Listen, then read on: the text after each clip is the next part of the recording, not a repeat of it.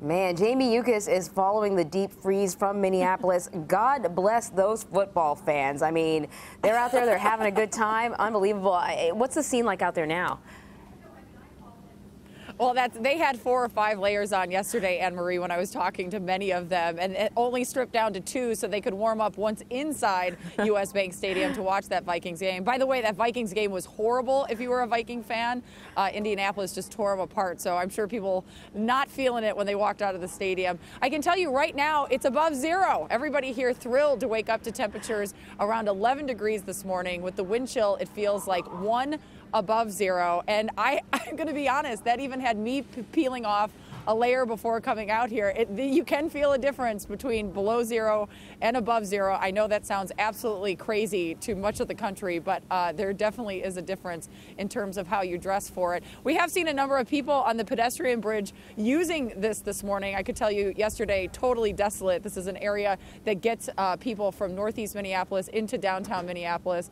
Nobody on it right now, but we have seen some bikers and commuters this morning, which you wouldn't have seen any of that yesterday because it just was so cold. Yeah, I think the difference would be brutal and brutal.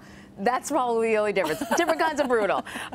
So listen, I know you have covered Minneapolis winters, many of them. You gave us some tips there, dressing in layers. Any other tips for people who you know have to be out in this weather?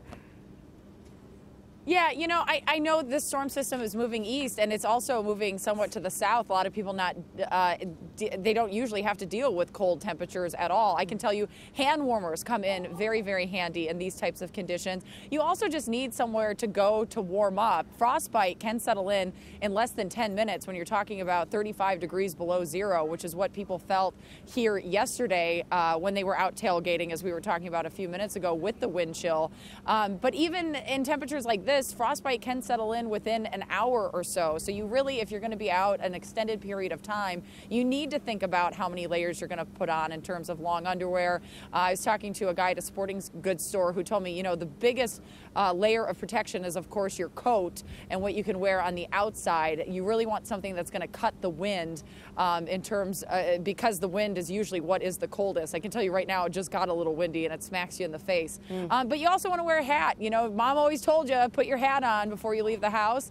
She was right, because a lot of your body temperature goes out through the top of your head, so make sure you have a warm hat. I have plenty of these really fun Elmer Fudd looking ones stockpiled away from my time here in Minneapolis. I grew up here, so I have plenty of the gear, but if you're in a part of the country who usually doesn't see temperatures like this, you might want to go out and spend 20 bucks at a sporting goods store and pick one up. Right, growing up there, does it make it easier to deal with these kind of conditions?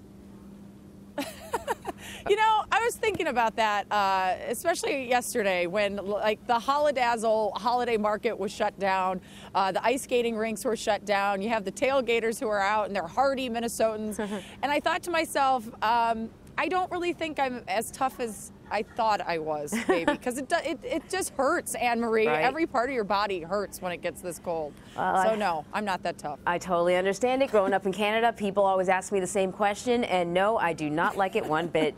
Jamie Yuccas, thank you so much.